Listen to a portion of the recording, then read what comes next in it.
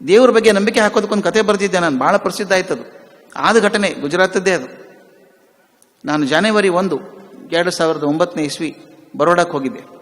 ನಾನು ನೋಡೋದಕ್ಕೆ ಡಾಕ್ಟರ್ ಶೈಲೇಶ್ ಮೆಹ್ತಾ ಅನ್ನೋರು ಬಂದರು. ಈ ನಮ್ಮ ಕರ್ನಾಟಕದಲ್ಲಿ ದೇವಿ ಶೆಟ್ಟಿ ಹೇಗೆ ಹೃದಯ ತಜ್ಞರೋ ಹಾಗೆ ಶೈಲೇಶ್ ಮೆಹ್ತಾ ಗುಜರಾತಲ್ಲಿ ದೊಡ್ಡ ಹೃದಯ ತಜ್ಞ. ಬರೋಡಾದಲ್ಲಿ, ರಾಜ್ಕೋಟದಲ್ಲಿ, ಅಹಮದಾಬಾದಲ್ಲಿ ಹಾಸ್ಪಿಟಲ್ ಇದೆ ಅವ್ರದ್ದು. ಆಗ 69 ವರ್ಷ ಮೆಹ್ತಾಗೆ. ಅವನು ದೇವರಾಗ್ಬಿಟ್ಟಿದ್ದಾನೆ. ಜನಕ್ಕೇನು ನಂಬಿಕೆ ಅಂದ್ರೆ ಮೆಹ್ತಾ ಮುಟ್ಟಿದ್ರೆ ಸಾಕು ಆರಾಮಾಗ್ತದೆ ಅಂತ. ಆತ ನಾನು ನೋಡೋಕೆ ಬಂದರು.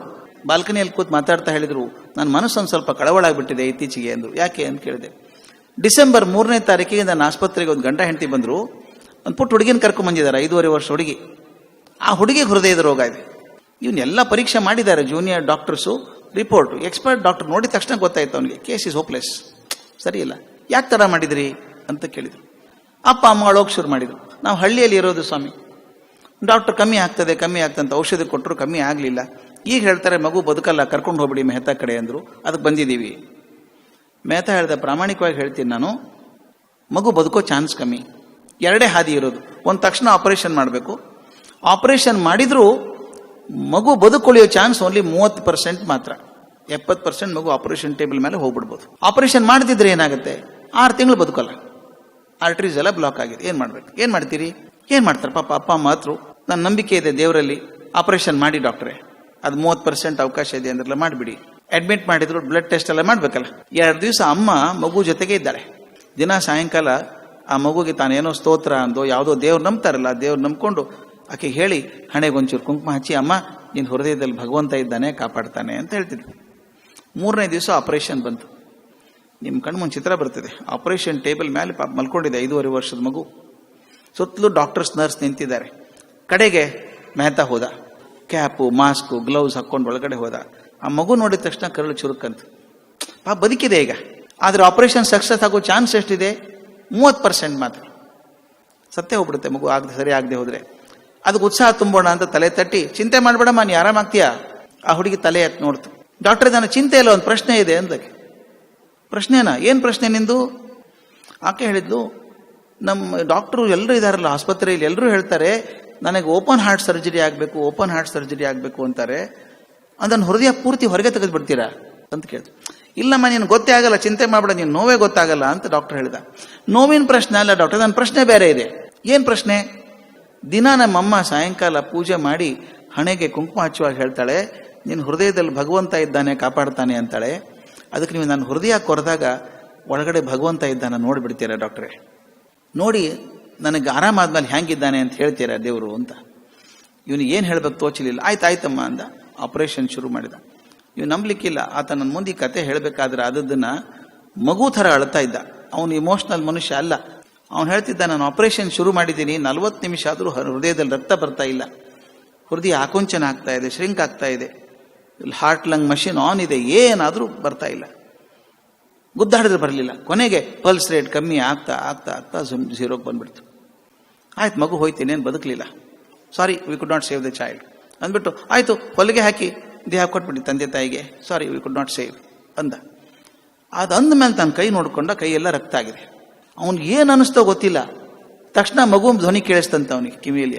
ಮಾತಾಡಿದ್ಲಲ್ಲ, ಡಾಕ್ಟ್ರೇ ನಾನು ಹೃದಯ ಕೊರೆದಾಗ ಒಳಗಡೆ ದೇವರಿದ್ದಾನ ನೋಡ್ಬಿಡ್ತೀರಾ, ಇದ್ರೆ ಅವನಿಗೆ ಹೇಗಿದ್ದಾನೆ ಅಂತ ಹೇಳ್ತೀರಾ ಅಂತ. ಇವನಿಗೆ ಏನು ಅನ್ನಿಸ್ತೋ ಗೊತ್ತಿಲ್ಲ. ಅಲ್ಲೇ ಕೈ ಮುಗಿದ, ಭಗವಂತ ನೀ ಇರೋದೇ ಸತ್ಯ ಆದ್ರೆ ನೀನೇ ಉಳಿಸ್ಕೊ. ನನಗಿರುವಂಥ ಜ್ಞಾನ ಕೌಶಲ್ಯದಿಂದ ಮಗುನ ಉಳಿಸೋಕೆ ಸಾಧ್ಯ ಇಲ್ಲ.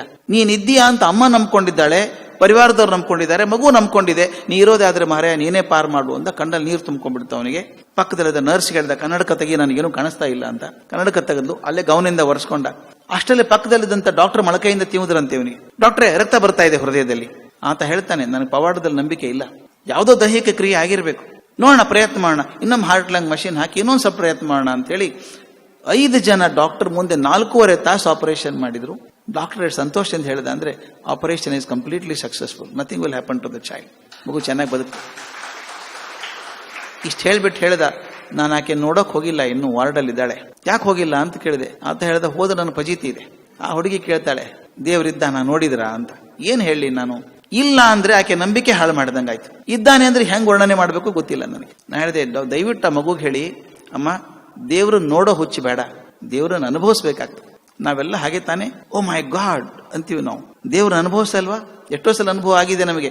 ದೇವ್ರು ಕಾಣಬೇಕು ಅಂತಿಲ್ಲ, ದೇವ್ರನ್ನ ಅನುಭವಿಸ್ಬೇಕು. ನನಗೆ ಆಶ್ಚರ್ಯ ಆಗೋದು ಗೊತ್ತಾ, 69 ವರ್ಷ ಡಾಕ್ಟರ್ ಬದಲಾದ. ಅವನಿಗೆ ಆಪರೇಷನ್ ಥಿಯೇಟರ್ ದೇವ್ರ ಫೋಟೋ ಹಾಕೊಂಡಿದ್ದಾನೆ. ಎಲ್ಲ ಆಪರೇಷನ್ಗಿಂತ ಮೊದಲು ಹೇಳ್ತಾನೆ, ದೇವ್ರೆ ನಾನು ಆಪರೇಷನ್ ಮಾಡೋದು ನಾನು ಇನ್ಸ್ಟ್ರೂಮೆಂಟ್ ಮಾತ್ರ, ಬದುಕಿಸೋದು ನಿನ್ನ ಕೈಯಲ್ಲಿದೆ.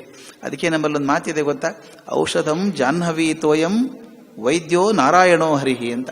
ಎಷ್ಟು ಚಂದ ಇದೆ ಅದು. ಅದಕ್ಕೆ ಆ ಮಗುದಾದ್ಮೇಲೆ ಡಾಕ್ಟರ್ ಬುದ್ಧಿವಂತಾಗಿ ಒಂದು ಫೋಟೋ ಹಾಕೊಂಡಿದ್ದಾನೆ. 69 ವರ್ಷದ ಡಾಕ್ಟರಿಗೆ ದೇವರಿದ್ದಾನೆ ಅಂತ ನಂಬಿಕೆ ಕೊಟ್ಟದ್ದು ಆ ಮಗು. ಆ ಮಗು ಕೊಟ್ಟವ್ರು ಯಾರು? ಆ ತಾಯಿ ತಂದೆ ಮನೇಲಿದ್ದವರು. ನೋಡಿ, ಆ ಮಗುನ್ ಕಾಪಾಡಿದ್ದದು.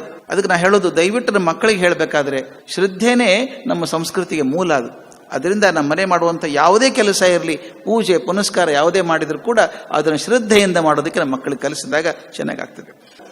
ನಂದೇ ಒಂದು ಕ್ಲಾಸಿಕ್ ಎಕ್ಸಾಂಪಲ್ ಹೇಳಬೇಕು. KS ನರಸಿಂಹಸ್ವಾಮಿ, ಮೈಸೂರು ಮಲ್ಲಿಗೆ ಕವಿ.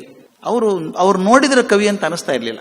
ಯಾವಾಗಲೂ ಅಡಿಕೆ ಹಾಕ್ಕೊಂಡು ದಪ್ಪ ಗಣಕ ಹಿಂಗೆ ಕೂತಿರೋರು ಹಿಂಗೆ ಮನೇಲಿ. ನಾನು ಸಾಕಷ್ಟು ಸಲ ಹೋಗ್ತಿದ್ದೆ ಅವ್ರ ಮನೆಗೆ. ನಾನು ಕಾಲೇಜಿಗೆ ಒಂದು ಪ್ರೋಗ್ರಾಮ್ ಕರೆದೆ, ನಮ್ಮ ಆ್ಯನ್ಯುವಲ್ ಡೇ ಅಂತ ಇರ್ತದಲ್ಲ. ಸರ್ ನೀವೇ ಬರ್ಬೇಕು ಸರ್ ಈ ಸಲ. ಅವ್ರ ಹೆಂಡತಿ ವೆಂಕಮ್ಮ ಇಬ್ರು ಬರಬೇಕು. ಬರ್ತೀನಿ ಒಪ್ಕೊಂಡ್ರು. ನಾ ಕಾರ್ಡ್ ಪ್ರಿಂಟ್ ಆದ್ಮೇಲೆ ಬರ್ತೀನಿ ಸರ್ ಮತ್ತೆ ನಿಮ್ಮ ಕಡೆಗೆ ಅಂದೆ. ಬನ್ನಿ ಯಾವಾಗಾದ್ರು ಬನ್ನಿ ಅಂತ. ಆ ಕಾರ್ಡ್ ಪ್ರಿಂಟ್ ಆಗುತ್ತಲ್ಲ, ಇನ್ವಿಟೇಷನ್ ಕಾರ್ಡ್, ಪರ್ಸ್ನಲಿ ಕೊಡೋಣ ಅಂತ ಹೋದೆ. ನಾನೇನು ಮಾಡಿದೆ, ಹೆಂಗೂ ಹೋಗ್ತೀನಿ. ನಮ್ಮಲ್ಲಿ ಸುಮಾ ಅಂತ ಒಂದು ಹುಡುಗಿ, ತುಂಬ ಚಂದ ಹಾಡ್ತೀನಿ, ಅದ್ಭುತ ಹಾಡುಗಾರ್ತಿ. ಆಕೆಗೆ ಹೇಳಿದೆ, KS ನದ್ದು ಯಾವುದಾದ್ರು ಒಂದು ಹಾಡು ರೆಡಿ ಮಾಡ್ಕೊಮ್ಮ, ಹಾಡು ಅವ್ರ ಮುಂದೆ ಹಾಡೋದಂತೆ. ಆಕೆಗೊಂದು ಅವಕಾಶ ಅಲ್ವಾ, ಕವಿ ಮುಂದೆ ಹಾಡೋ ಅವಕಾಶ ಎಷ್ಟು ಜನ ಸಿಗ್ತದೆ? ಅವ್ರ ಕವಿನ ನೀ ರೆಡಿಯಾಗಿ ಬಂದ್ಬಿಡು ಅಂದೆ. ಆಯ್ತು ಒಂದು ಪಾಪ, ನೀ ಬರುವ ದಾರಿಯಲ್ಲಿ ಹಗಲು ತಂಪಾಗಿ ಅಂತ ಅದ್ಭುತವಾದ ಹಾಡು ಸ್ವಾಮಿ. ಅದನ್ನು ಹಾಡಿದ್ದನ್ನ ತಗೊಂಡು ಆಕೆ ಕರ್ಕೊಂಡು ಹೋದೆ ಹುಡುಗಿನ. ವಿಚಿತ್ರ ಆಗ್ಬಿಡ್ತು. ನಮ್ಮ ಮನೆಗೆ ಹೋದ್ರೆ ಆ್ಯಸ್ ಯೂಶಲ್ ಕಾಟ್ ಮೇಲೆ ಕೂತಿದ್ರು, ಹಿಂಗೆ ಬಾಗಲ ನೋಡ್ತಾ ಕೂತಿದ್ರು.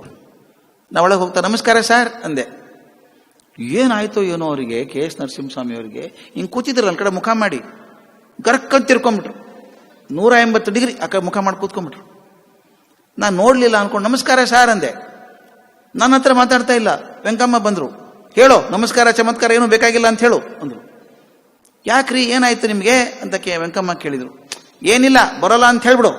ಅಲ್ಲ ಸರ್, ನೀವು ಬರ್ತೀನಿ ಅಂತ ಒಪ್ಕೊಂಡಿದ್ದೀರಿ, ಕಾರ್ಡ್ ಪ್ರಿಂಟ್ ಮಾಡ್ಕೊಂಡ್ ಬಂದಿದ್ದೀನಿ. ಹೌದು, ಹರಿದು ಹಾಕಿ ಅಂದ್ರು.